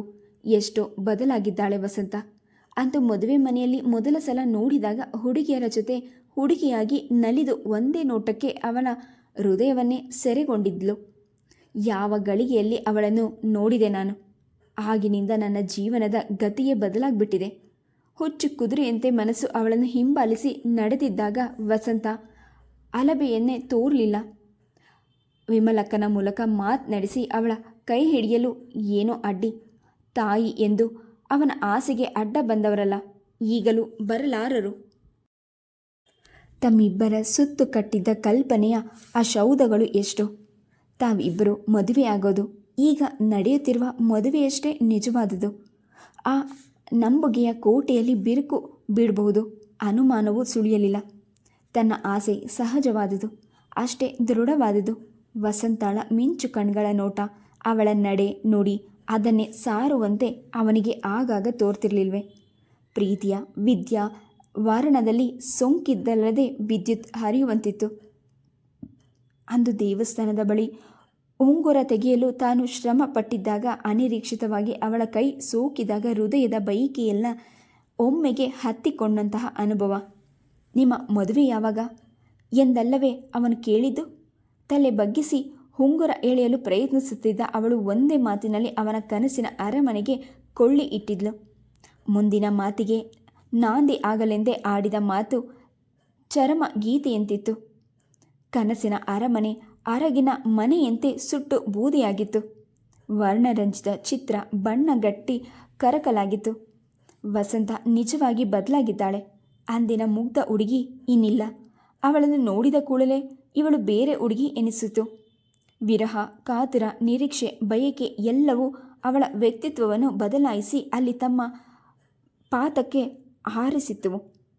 ಆದರೆ ನಿರಾಶೆ ಇಲ್ಲಿ ಇಣುಕೋದು ಬೇಡ. ದೇವರೇ, ಖಂಡಿತ ಬೇಡ. ಭಗ್ನ ಮಂದಿರದ ಒಡೆತನ ತನ್ನೊಬ್ಬನಿಗೆ ಸಾಕು. ಗಾಡಿ ತಕ್ಕನೆ ನಿಂತು ಅವನ ಯೋಚನೆಗಳಿಗೆ ಕಡಿವಾಣ ಹಾಕಿತು. ಬುದ್ಧಿ, ಸ್ಟೇಷನ್ ಬಂತು. ಗಾಡಿಯವನು ಮಾತು ಅವನನ್ನು ಎಚ್ಚರಿಸಿತು. ಬಾಡಿಗೆ ಏನು ಕೊಡಬೇಕು ಎಂದು ಕೇಳಲಿಲ್ಲ. ಜೇಬಿಗೆ ಕೈ ಹಾಕಿ 2 ರೂಪಾಯಿಯನ್ನು ಒಂದು ನೋಟನ್ನು ಅವನ ಕೈಗೆ ಹಾಕಿ ಹಿಂತಿರುಗಿ ನೋಡದೆ ಹೊರಟೋದ. ಸುಬ್ಬಣ್ಣ ಮಧ್ಯಾಹ್ನದ ನಿದ್ದೆಯನ್ನು ಮುಗಿಸಿ ಹೊರಗೆ ಬಂದರು. ಆರಾಮವಾಗಿ ಕುರ್ಚಿಯಲ್ಲಿ ಕುಳಿತು ಬೆಳಗ್ಗೆ ಅರ್ಧ ಓದಿದ ಪತ್ರಿಕೆ ಎತ್ತಿಕೊಂಡ್ರು. ಯಾರಾದರೂ ಬಂದಿದ್ದಾರೇನೋ? ಯಾವುದೋ ಹೊಸ ಧ್ವನಿ ಕೇಳಿಸಿದಂತಾಯಿತು. ಸುಬ್ಬಣ್ಣ ಮಗಳನ್ನು ಕೇಳಿದರು. ವಸಂತ ಉತ್ತರ ಕೊಡುವ ಮೊದಲೇ ವಿಮಲ ಬಂದವಳು ತಟ್ಟೆಯಲ್ಲಿದ್ದ ತಿಂಡಿಯನ್ನು ಅವರ ಮುಂದಿಟ್ಲು. ಚಕ್ಕುಲಿ, ಕೋಡುಬಳೆ, ರವೆ ಉಂಡೆ ಎಲ್ಲ ಪರಸ್ಥಳದಿಂದ ಪ್ರಯಾಣ ಬೆಳೆಸಿ ಬಂದಿದ್ದ ತಿಂಡಿಗಳು. ಊರಿನಿಂದ ಗಿರೀಶ್ ಬಂದಿದ್ದ. ಅಮ್ಮ ಅವನ ಕೈಯಲ್ಲಿ ಕಳಿಸಿದ್ದಾರೆ. ವಿಮಲ ಹಿಗ್ಗಿನಿಂದ ಹೇಳಿದ್ಲು. ಎಲ್ಲಿದ್ದಾನೆ ಗಿರೀಶ್? ಅವನಾಗಲೇ ಹೋದ. ಮದ್ರಾಸಿಗೆ ಹೊರಟಿದ್ದಾನಂತೆ. ನೀವು ಮಲಗಿದ್ರಿ, ನಮಸ್ಕಾರ ಹೇಳಿ ಹೋದ. ಕೆಲಸದ ಭೇಟಿಗೋ? ಹಾಗೆ ಕಾಣುತ್ತೆ. ಒಬ್ಬೊಬ್ಬರಿಗೆ ಒಂದೊಂದು ತರಹದ ಹುಚ್ಚು ಎನ್ನುತ್ತಾ ಸುಬ್ಬಣ್ಣ ತಿಂಡಿಯ ತಟ್ಟೆಗೆ ಕೈ ಹಾಕಿದ್ರು. ಮುಂಬೈಯಿಂದ ಮಹೇಶ್ ತಂದ ಸುದ್ದಿ ಮನೆಯಲ್ಲಿ ಬಾಂಬ್ ಸಿಡಿದಂತೆ ವಾತಾವರಣವನ್ನು ಕೆದಕಿತು. ಆಮೇಲೆ ಉಳಿದಿದ್ದು ಬಿಕಾರ ಮೌನ. ಜೀವನದ ಉಸಿರನ್ನೇ ಕಳೆದುಕೊಂಡಂತೆ ಚೈತನ್ಯರಹಿತವಾಗಿತ್ತು ಎಲ್ಲರ ಮುಖ. ದಿನಚರಿಯ ಯಂತ್ರ ಹುರುಳುತ್ತಿದೆ. ಅಡಿಗೆ, ಊಟ, ತಿಂಡಿ, ಕಾಫಿ ಎಲ್ಲದರಲ್ಲೂ ಕೊರತೆ ಇಲ್ಲ. ಆದರೂ ಏನೋ ಕೊರತೆ, ಯಾವುದೋ ಚಿಂತೆ ಶುಭ್ರವಾದ ಗಗನವನ್ನು ಮುಸುಕಿದ ಕರೆ ಮೋಡದಂತೆ ಹರಡಿದೆ. ಯಾರಿಗೆ ಯಾರು ಸಮಾಧಾನ ಹೇಳಬೇಕು? ತನ್ನಿಂದ ಮನೆಯವರಿಗೆ ವ್ಯಥೆ ಆಗಬಾರ್ದೆಂದು ವಸಂತ ಇದ್ದಿದ್ದರಲ್ಲೇ ಗೆಲುವಿನಿಂದಲೇ ಓಡಾಡಿಕೊಂಡಿದ್ಲು. ಅವಳ ನೋವಿನ ಆಳ ಯಾರಿಗಾದರೂ ಗೊತ್ತಿದ್ರೆ ಅದು ಅವಳ ತಲೆಗೆ ಆಶ್ರಯ ನೀಡುತ್ತಿದ್ದ ದಿಂಬಿಗೆ ಗೊತ್ತಿರ್ಬೋದು. ಚಿಕ್ಕ ರಾಜು ಯಾವಾಗಲೂ ಅತ್ತೆಯ ಹತ್ತಿರವೇ ಮಲಗ್ತಿದ್ದ. ಹುಡುಗ ನಿದ್ದೆ ಮಾಡಿರುವನೆಂದು ಭಾವಿಸಿ ವಸಂತ ತನ್ನ ದುಃಖವನ್ನು ಅಂಕೆ ಇಲ್ಲದೆ ಅರಿಯಲು ಬಿಟ್ಟಿದ್ದುಂಟು. ನಿದ್ದೆಯ ಭಾರಕ್ಕೆ ಕಿರಿದಾಗಿದ್ದ ಕಣ್ಗಳನ್ನು ಪ್ರಯತ್ನಪೂರ್ವಕವಾಗಿ ತೆಗೆಯುತ್ತಾ ರಾಜು, ಅತ್ತೆ ಯಾಕೆ ಅಳ್ತಿದ್ದಿ, ಅಮ್ಮ ಬೈದ್ಲಾ ಎಂದು ಕೇಳ್ತಿದ್ದ. ವಸಂತ ಅವನನ್ನು ಬಲವಾಗಿ ಅಪ್ಕೊಂಡು, ಇಲ್ಲ ಮರಿ, ನನ್ನನ್ನು ಯಾರು ಬೈದಿಲ್ಲ, ಬೇಸರ, ಕಣ್ಣಿಗೆ ಕಸ ಬಿತ್ತೋ ಏನೋ, ಅಷ್ಟು ಮಾತು ಸಾಕು. ಹುಡುಗ ಮರು ನಿಮಿಷದಲ್ಲೇ ನಿದ್ರೆಯ ಆಳಕ್ಕೆ ಇಳಿದಿದ್ದ. ಸುಬ್ಬಣ್ಣ ತಲೆಯ ಮೇಲೆ ಕೈ ಹೊತ್ತರು. ಬಿಸಿ ಉಸಿರು ಬಿಟ್ಟು ಮನದಾಳವನ್ನು ಹೊರ ಹಾಕಲು ಪ್ರಯತ್ನಪಟ್ಟರು. ಸಮಸ್ಯೆಗೆ ಪರಿಹಾರ ಕಾಣಿಸದಿದ್ದಾಗ ನಡು ಮನೆಯಲ್ಲಿದ್ದ ಹೆಂಡತಿಯ ಪಟದ ಎದುರಿಗೆ ಬಂದು ನಿಂತರು. ನೀನು ಪುಣ್ಯವಂತೆ, ನಿನ್ನ ಆಸೆ ತೀರಿಸ್ಕೊಂಡು ಹೋಗ್ಬಿಟ್ಟೆ, ನಾನೇನು ಮಾಡಲಿ ಹೇಳು ಎಂದು ಕೇಳ್ತಿದ್ರು. ಮೈ ತುಂಬ ಒಡವೆ ಇಟ್ಕೊಂಡು ಹಣೆ ತುಂಬ ಕುಂಕುಮ, ದೊಡ್ಡ ಕಾಸಿನ ಅಗಲಕ್ಕೆ ಶೋಭಿಸುತ್ತಿದ್ದ ಮುತ್ತೈದೆಯ ಸೌಂದರ್ಯದ ಬಟ್ಟಿನಿಂದ ಅಲಂಕೃತರಾಗಿದ್ದ ಆಕೆ ನಗುತ್ತಿರುವಂತೆ ಭಾಸವಾಗಿತ್ತು. ಪ್ರಶ್ನೆಗೆ ಉತ್ತರ ಸಿಗದಿದ್ರೂ ಸುಬ್ಬಣ್ಣನ ಮನಸ್ಸಿಗೆ ಏನೋ ಒಂದು ಬಗೆಯ ಸಮಾಧಾನ. ಹೆಗಲ ಮೇಲಿದ್ದ ವಸ್ತ್ರವನ್ನು ಎಳೆದುಕೊಳ್ಳುತ್ತಾ ಆತ ತಮ್ಮ ಹೆಜ್ಜೆಯನ್ನು ಹಿಂತಿರುಗಿಸುತ್ತಿದ್ದರು. ಸಹನೆಯ ಸಹಕಾರದಂತಿದ್ದ ವಿಮಲನ ಮುಖದಲ್ಲಿ ಬೇಸರದ ಗೆರೆಗಳು ಮೂಡಿದವು. ಮಾತಿನ ನಯವನ್ನು ದೊಡ್ಡ ಧ್ವನಿ ಮರೆ ಮಾಡಿತು. ನಾದಿನಿಯದು ಬಗೆಹರಿಯದ ಸಮಸ್ಯೆ ಎನಿಸಿದಾಗ ಅವಳ ಬಗೆಗಿದ್ದ ಅನುಕಂಪ ಬಿಸಿಲಿನ ಸ್ಪರ್ಶವಾದ ಮಂಜಿನಂತೆ ಮರೆಯಾಗತೊಡಗಿತು. ಮಹೇಶ್ ಮುಂಬೈಗೆ ಹೋಗಿ ಬಂದ ಮೇಲೆ ರಮೇಶ್ ಆಗಾಗ ಅಣ್ಣನಿಗೆ ಕಾಗದ ಬರೆಯುತ್ತಿದ್ದ. ಅವನ ಸೂಚನೆಯಿಂದಲೋ ಏನೋ ಮಹೇಶ್ ಒಂದು ದಿನ ತಂದೆ ಒಬ್ಬರೇ ಆರಾಮವಾಗಿ ಕೂತಿದ್ದಾಗ ವಸಂತಾಳ ಬಗೆಗೆ ಮಾತು ತೆಗೆದ. ವಸಂತ ದಿನ ದಿನಕ್ಕೆ ಸೊರಗಿ ಕಡ್ಡಿ ಆಗ್ತಿದ್ದಾಳೆ, ಅವಳನ್ನು ನೋಡೋದಕ್ಕೆ ಸಂಕಟವಾಗತ್ತೆ ಎಂದ. ಹೌದಪ್ಪ, ಏನು ಮಾಡ್ತಿ ಹೇಳು, ನೀನು ದಿನವೆಲ್ಲ ಹೊರಗೆ ಇರೋನು. ನಿನಗೆ ಹಾಗಾದರೆ 2 ಹೊತ್ತು ಮನೆಯಲ್ಲಿ ಇದ್ದು ನೋಡ್ತಿದ್ದೀನಿ ನಾನು. ಆ ಹುಡುಗಿಯ ಬದುಕು ಹೀಗೆ ಮೂರಾ ಬಟ್ಟೆ ಆಗತ್ತೆ ಅಂತ ಯಾರು ಕಂಡಿದ್ರು? ಒಬ್ಬಳೆ ಹೆಣ್ಮಗಳು ಎನ್ಕೊಂಡು ನಿಮ್ಮಮ್ಮ ತಲೆ ಮೇಲೆ ಇಟ್ಕೊಂಡು ಸಾಕಿದ್ಲು. ಗಿಣಿಯಂತೆ ಸಾಕಿ ಬೆಕ್ಕಿನ ಕೈಗೆ ಕೊಟ್ಟಂಗಾಯ್ತು. ಸುಬ್ಬಣ್ಣ ವಸ್ತ್ರದ ಕೊನೆಯಿಂದ ಕಣ್ಣೊತ್ಕೊಂಡ್ರು. ಆಯ್ತಲ್ಲ, ಅದೆಲ್ಲ ಹಳೆಯ ಮಾತು. ಹಿಂದಿನದನ್ನು ಕೆದಕಿ ಏನಾಗಬೇಕು, ಈಗ ಮುಂದೆ ಏನು ಮಾಡೋದು ಅದನ್ನು ಯೋಚಿಸಬೇಕು ನಾವು. ಮುಂದೆ ಯೋಚಿಸೋದಕ್ಕೆ ಏನಿದೆ ಅಲ್ಲಿ? ಬರಿಯ ಕತ್ತಲು, ಶೂನ್ಯ. ಹಾಗಂತ ಸುಮ್ಮನೆ ಕೂರೋದಕ್ಕಾಗತ್ತಾ? ಕತ್ತಲಲ್ಲಿ ಬೆಳಕನ್ನು ಅರಸಬೇಕು. ಏನು ಮಾಡಬೇಕೆಂದು ನಿನ್ನಿಷ್ಟ, ಸ್ಪಷ್ಟವಾಗಿ ಹೇಳು. ಹೀಗೆ ಸುತ್ತಿ ಬಳಸಿ ಮಾತನಾಡೋದು ಬೇಡ. ಅವಳಿಗೆ ಮುಂದಕ್ಕೆ ಓದಿಸಬಾರ್ದೆ? ಹೇಗೂ SSLC ಆಗಿದೆ. ಈ ಸಲ ರಜೆ ಮುಗಿದು ಕಾಲೇಜು ಆರಂಭವಾದಾಗ ಸೇರಿಸ್ಬೋದು. ಯಾಕಪ್ಪ, ಅವಳನ್ನು ಸಾಕೋದು ಭಾರವೇ? ಅವಳ ಅನ್ನ ಅವಳು ಸಂಪಾದಿಸಲಿ ಎಂದು ಲೆಕ್ಕ ಹಾಕ್ತಿದ್ಯಾ? ಸುಬ್ಬಣ್ಣ ಸಿಡಿಮಿಡಿಗೊಂಡು ನುಡಿದ್ರು. ಭಾರದ ಪ್ರಶ್ನೆ ಅಲ್ಲ ಇದು. ಏನಾದರೂ ಹೇಳಿದರೆ ನೀವು ಬಹಳ ಬೇಗ ತಪ್ಪು ತಿಳ್ಕೊತೀರಿ. ಅದಕ್ಕೆ ನಿಮ್ಮ ಬಳಿ ಮಾತನಾಡೋಕ್ಕೆ ಹೆದರಿಕೆ. ವಸಂತ ನನಗೆ ತಂಗಿ ಅಲ್ವೇ? ಅವಳ ಕಷ್ಟ ಸುಖ ನಾವು ನೋಡದೆ ಬೇರೆ ಯಾರು ನೋಡ್ತಾರೆ? ಒಪ್ಪದೆ, ಅದೆಲ್ಲ ನನಗೂ ಗೊತ್ತು. ಎಷ್ಟೋ ದಿನಗಳಿಂದ ಓದಿನ ಯೋಚನೆ ಇಲ್ಲದೆ ಮನೆಯಲ್ಲಿ ಹಾಯಾಗಿರುವ ಹುಡುಗಿನ ಈಗ ಕಂಕಳಿಗೆ ಪುಸ್ತಕ ಸಿಕ್ಕಿಸಿ ಕಾಲೇಜಿಗೆ ಅಟ್ಟೋದೆಂದರೆ ನನಗೇನೋ ಅದು ಇಷ್ಟವಿಲ್ಲ. ಆ ಹುಡುಗಿನ ಕೂರಿಸಿ ಅನ್ನ ಹಾಕುವಷ್ಟು ಶಕ್ತಿ ದೇವರು ನನಗೆ ಕೊಟ್ಟಿದ್ದಾನೆ. ಅಪ್ಪ, ಒಂದು ಗಳಿಗೆ ಮಟ್ಟಿಗೆ ನೀವು ಭಾರ ಸಾಕುವ ಶಕ್ತಿ ಇವನ್ನೆಲ್ಲ ಪಕ್ಕಕ್ಕೆ ಸರಿಸಿ ವಸಂತಾಳ ದೃಷ್ಟಿಯಿಂದ ಸಮಸ್ಯೆಯನ್ನು ವಿವೇಚಿಸಿದ್ರೆ ನಿಮ್ಗೆ ಅರ್ಥ ಆಗತ್ತೆ. ಏನೋ 4 ದಿನ ತಳ್ಳಿಬಿಟ್ರೆ ಆಯಿತು ಎಂದ್ಕೊಳ್ಳೋಕೆ ವಸಂತ ಮುದುಕಿಯಲ್ಲ. ಇಡೀ ಜೀವನದ ಸಮಸ್ಯೆ ಅವಳ ಮುಂದಿದೆ. ಅವಳಿಗೆ ಏನಾದರೂ ಗುರಿ, ಧೈರ್ಯ ಬೇಡವೆ? ಹೊತ್ತು ಕಳೆಯೋದಿಗೆ ಬದುಕು ಮುಂದೆ ಯಾವ ಹೊಸ ತೊಡಕುಗಳನ್ನು ತಂದು ಒಡ್ಡುತ್ತೋ ಅದನ್ನೆಲ್ಲ ಎದುರಿಸಲು ಅವಳಿಗೆ ಎದೆಗಾರಿಕೆ ಬೇಕು. ವಿದ್ಯೆ, ನೈತಿಕ ಶಕ್ತಿಯನ್ನು ಹೆಚ್ಚಿಸೋದರ ಜೊತೆಗೆ ತನ್ನ ಕಾಲ್ ಮೇಲೆ ನಿಲ್ಲುವ ಧೈರ್ಯವನ್ನು ಕೊಡೋದಿಲ್ವೇ? ಎಲ್ಲಕ್ಕಿಂತ ಹೆಚ್ಚಾಗಿ ಹೊರಗಡೆ ವಾತಾವರಣದಲ್ಲಿ ಜೊತೆಯವರ ಒಡನಾಟದಲ್ಲಿ ಅವಳಿಗೆ ತನ್ನನ್ನೇ ಕುರಿತು ಚಿಂತಿಸಲು ಹೆಚ್ಚು ವೇಳೆ ಇರೋದಿಲ್ಲ. ಸ್ವಲ್ಪ ದಿವಸಕ್ಕೆ ಹೇಗಾಗಿದ್ದಾಳೆ ನೋಡಿ. ವಸಂತ ಏನೆನ್ನುವಳೋ ಅವಳು ಇಷ್ಟ ಮೊದಲು ತಿಳ್ಕೊಳ್ಳೋಣ. ಸುಬ್ಬಣ್ಣ ಸೋತು ಅರೆ ಮನಸ್ಸಿನಿಂದ ನೋಡಿದ್ರು. ವಸಂತ ಒಪ್ಪಿದ್ದಾಳೆ. ರಾಜು ಕೈಯಲ್ಲಿ ಅವಳು ನಾನು ನಿನ್ನ ಹಾಗೆ ಓದೋಕ್ಕೆ ಹೋಗ್ತೀನಿ ಎಂದ್ಲಂತೆ. ರಾಜು ನನಗೆ ಹೇಳಿದ. ಅವಳ ಹತ್ತಿರ ಮಾತನಾಡಿ ಅವಳ ಅಭಿಪ್ರಾಯ ತಿಳ್ಕೊಂಡೇ ನಿಮ್ಮ ಬಳಿ ಪ್ರಸ್ತಾಪ ಮಾಡಿದ್ದೆ. ನಿಮ್ಮ ಒಪ್ಪಿಗೆ ದೊರೆತರೆ ಸಾಕು, ಮುಂದಿನದನ್ನು ನಾನು ನೋಡ್ಕೊಳ್ತೇನೆ. ಇವತ್ತೇನೋ ಶಿವಸ್ವಾಮಿ ಎಲ್ಲಿರೋನೋ ಗೊತ್ತಿಲ್ಲ. ನಾಳೆ ಅವನು ಬಂದರೆ ಏನನ್ನೋನೋ ಅನ್ನೋದೇನು ಸಂತೋಷ ಪಡ್ತಾನೆ. ನಾನು ಮುಂಬೈಗೆ, ಪುಣೆಗೆ ಹೋಗಿದ್ನಲ್ಲ, ಅಲ್ಲಿನ ಹೆಣ್ಮಕ್ಳು ಹೇಗಿದ್ದಾರೆ ನೋಡೋದಕ್ಕೆ ಸಂತೋಷ, ಕಲಿಯಲಿಕ್ಕೆ ಮನಸ್ಸೇನೇ ಬಂತು. ದೊಡ್ಡವರು ಚಿಕ್ಕವರು ಎಲ್ಲರೂ ಒಂದೇ. ಆ ದಿಟ್ಟತನ ಉತ್ಸಾಹ ರಮೇಶನ ಹೆಂಡತಿ ಕಲ್ತವಳೆ. ಆದರೆ ಒಳ್ಳೆಯ ಗೃಹಿಣಿ, ಎಷ್ಟು ನಯ ವಿನಯ, ಸಂಸಾರದಲ್ಲಿ ಅಚ್ಚುಕಟ್ಟು. ರಮೇಶನ ಮನೆಗೆ ಹೋಗಿದ್ದೀಯೇನೋ? ನನಗೆ ಹೇಳಲೇ ಇಲ್ಲ. ನಿಮಗೆ ಇಷ್ಟ ಆಗೋದಿಲ್ಲ ಎಂದು ಹೇಳಲಿಲ್ಲ. ಹೋಗಲಿ ಬಿಡು, ಅದೆಲ್ಲ ಹಳೆಯ ಕತೆ. ಮದುವೆ ಮಾಡಿಕೊಳ್ಳೋ ಮನಸ್ಸು ಮಾಡಿದಾಗ ಅವನಿಗೆ ನಮ್ಮ ನೆನಪೇ ಆಗಿರಲಿಕ್ಕಿಲ್ಲ. ನನಗೂ ಮೊದಲು ಅದೇ ಅಭಿಪ್ರಾಯವಿತ್ತು. ಆದರೆ ಅದು ಸರಿಯಲ್ಲ. ನಿಮಗೆ ಹೆದರಿ ಅವರು ದೂರ ಇದ್ದಾರೆ. ರಮೇಶನ ಹೆಂಡತಿಗೆ ಇಲ್ಲಿ ಬರಬೇಕು. ನಿಮ್ಮ ಎಲ್ಲರೊಡನೆ 4 ದಿನವಾದರೂ ಸಂತೋಷದಿಂದ ಇದ್ದು ಎಲ್ಲರ ಪರಿಚಯ ಮಾಡ್ಕೋಬೇಕು. ಎಲ್ಲಕ್ಕಿಂತ ಹೆಚ್ಚಾಗಿ ನಿಮ್ಮ ಆಶೀರ್ವಾದ ಪಡಿಬೇಕೆಂಬ ಆಸೆ ಇದೆ. ನನ್ನ ಮುಂದೆ ಆಡಿ ತೋರಿಸಿದ್ಲು. ಒಳ್ಳೆಯ ಹುಡುಗಿ. ನಾನು ಹೋಗಿದ್ದಾಗ ಬಹಳ ಅಭಿಮಾನದಿಂದ ನೋಡ್ಕೊಂಡ್ಳು. ಸಂತೋಷ. ನಮ್ಮ ಮಕ್ಕಳು ಎಲ್ಲಾದರೂ ಚೆನ್ನಾಗಿರಲಿ. ನನ್ನ ಆಶೀರ್ವಾದಕ್ಕೆ ಏನು ಬೆಲೆ? ಹಾಗೆ ನಿಜವಾಗಿ ದೊಡ್ಡವರಲ್ಲಿ ಗೌರವ ಇದ್ದಿದ್ರೆ ನನ್ನ ಇಷ್ಟಕ್ಕೆ ವಿರುದ್ಧವಾಗಿ ಜಾತಿ ಕುಲ ಬಿಟ್ಟ ಆ ಹೆಣ್ಣನ್ನು ಮದುವೆ ಆಗ್ತಿದ್ದೆ. ನನಗೂ ವಯಸ್ಸಾಗ್ತಾ ಬಂತು. ಈ ಎಲ್ಲ ಜಂಜಾಟದಿಂದ ದೂರ ಇರೋದೇ ವಾಸಿ. ತಂದೆಗೆ ರಮೇಶನ ಮೇಲಿನ ಕೋಪ ಇನ್ನೂ ಆರಿಲ್ಲ. ಬೂದಿ ಮುಚ್ಚಿದ ಕೆಂಡದಂತೆ ಒಳಗೆ ಹೊದಗಿದೆ. ಅದನ್ನು ಕೆದಕಿದ್ರೆ ಸುಖವಿಲ್ಲ ಎಂದ್ಕೊಂಡು ಮಹೇಶ್ ತಟ್ಟನೆ ಮಾತು ಬದಲಾಯಿಸಿ ಹೇಳಿದ. ವಸಂತ ಕಾಲೇಜ್ ಸೇರುವ ವಿಚಾರ ನಿಮಗೆಲ್ಲ ಹೇಗೆ ಸರಿ ಹೋಗುತ್ತೋ ಹಾಗೆ ಮಾಡಿ. ಸುಬ್ಬಣ್ಣ ಮಾತು ಮುಗಿಸಿ ಎದ್ರು. ಅದು ಅರ್ಧ ಮನಸ್ಸಿನ ಒಪ್ಪಿಗೆ ಎಂದು ಮಹೇಶನಿಗೆ ಗೊತ್ತಾದರೂ ಅವನು ಅಷ್ಟೇ ಸಾಕೆಂದು ಎದ್ದ. ಇನ್ನು ಉಳಿದದ್ದು ವಿಮಲನ ಸಮ್ಮತಿ. ಮೊದಲು ವಿಮಲ ಬಲವಾಗಿಯೇ ವಿರೋಧಿಸಿದ್ಲು. ಅಂದಹಾಗೆ ಬಾಕಿ ಈಗ ಇವಳು ಓದಿ ಯಾರನ್ನ ಉದ್ಧಾರ ಮಾಡಬೇಕು ಎಂದ್ಲು. ಬೇರೆಯವರನ್ನು ಉದ್ಧಾರ ಮಾಡುವ ಮಾತು ಯಾಕೆ? ಅದರಿಂದ ಅವಳು ಉದ್ಧಾರವಾದರೆ ಸಾಕು, ಮಹೇಶ್ ಹೇಳಿದ. ಇವಳು ರಾಣಿಯ ಹಾಗೆ ಕಾಲೇಜಿಗೆ ಹೋಗಲಿ. ಹೇಗೂ ನಾನಿದ್ದೀನಲ್ಲ ದುಡಿಯೋಕೆ.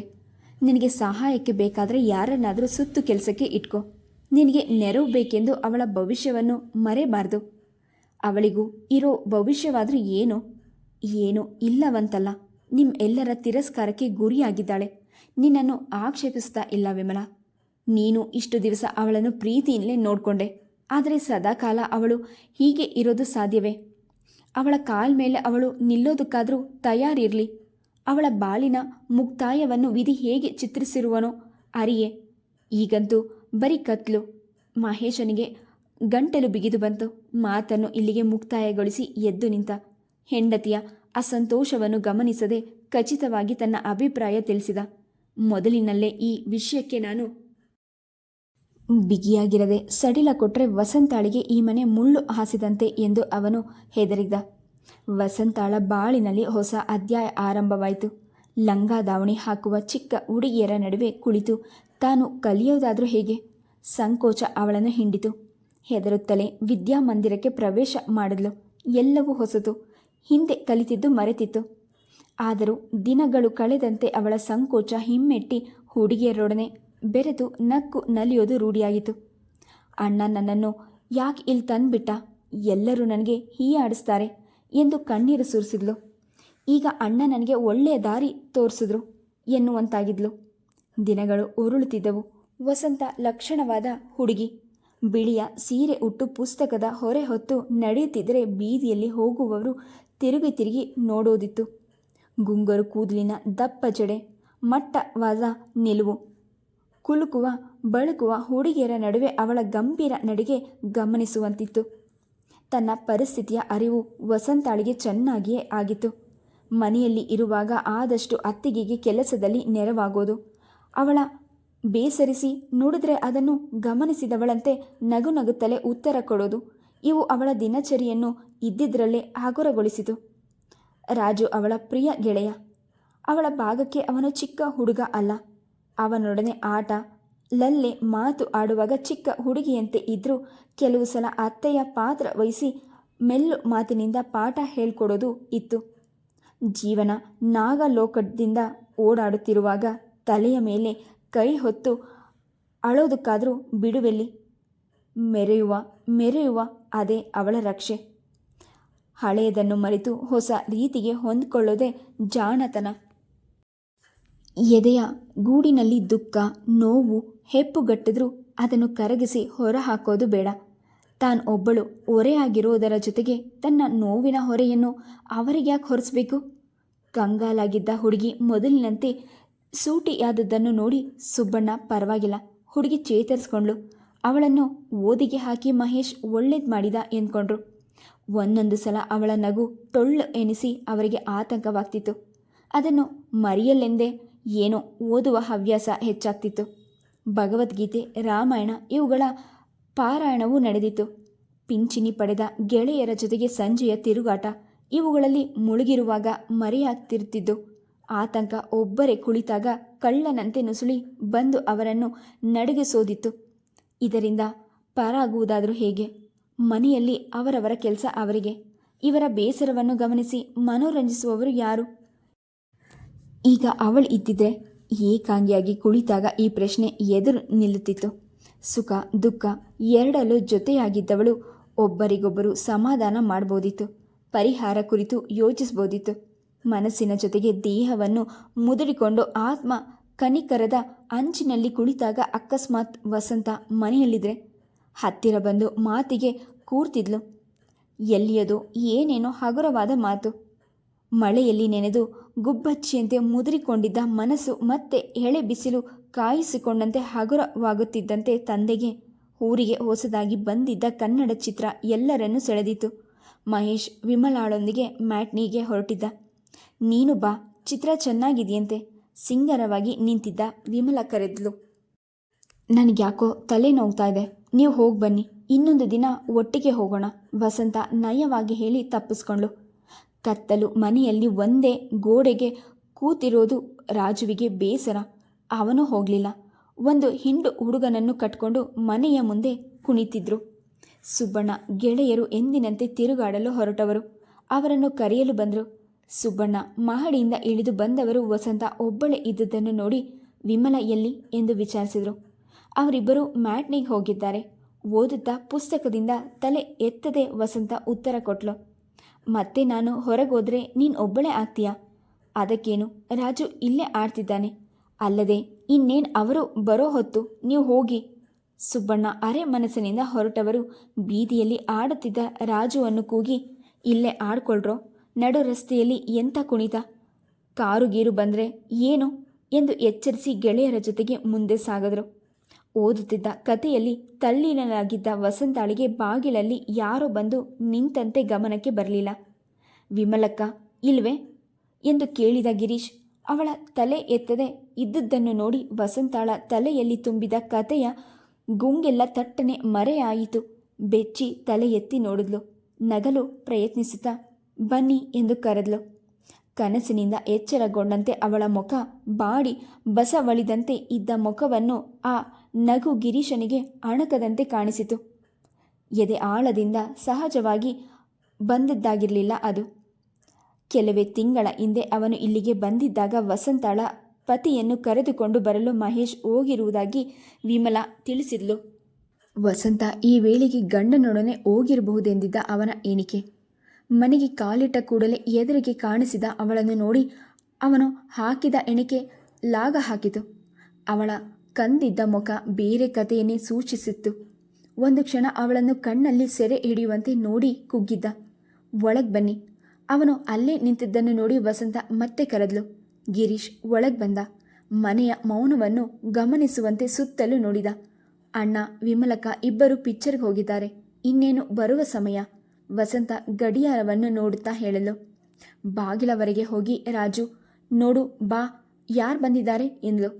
ರಾಜು ಕುಣಿಯುತ್ತಲೇ ಬಂದ. ಓ ಗಿರೀಶ್ ಮಾವ, ಯಾವಾಗ ಬಂದೆ? ಈಗ ತಾನೇ ಬರ್ತಿದ್ದೀನಿ. ನೀನ್ಯಾಕೆ ಪಿಕ್ಚರ್ಗೆ ಹೋಗಲಿಲ್ಲ? ಬೇಜಾರು, ಒಂದೇ ಕಡೆ ಯಾರು ಕೂತಿರ್ತಾರೆ? ನೀನು ಮಾಮನ ಹತ್ತಿರ ಮಾತನಾಡ್ತಿರು, ನಾನು ಅವರಿಗೆ ಕಾಫಿ ತರ್ತೀನಿ. ಅತಿಥಿಯನ್ನು ರಾಜುವಿಗೆ ಒಪ್ಪಿಸಿ ವಸಂತ ಒಳಗೆ ನಡೆದಳು. ಫಿಲ್ಟರ್ನಲ್ಲಿ ಮಧ್ಯಾಹ್ನ ಹಾಕಿದ ಡಿಕಾಕ್ಷನ್ ಇತ್ತು. ಅದಕ್ಕೆ ಹಾಲು ಸಕ್ಕರೆ ಬೆರೆಸಿ ಸ್ಟೌವ್ನಲ್ಲಿ ಬಿಸಿ ಮಾಡಿದ್ಲು. ತಿಂಡಿ ಏನಾದರೂ ಇದೆಯೇ ಎಂದು ಅಲ್ಲಿ ಇಲ್ಲಿ ಹುಡುಕಾಡಿದ್ಲು. ಏನೂ ಸಿಗಲಿಲ್ಲ.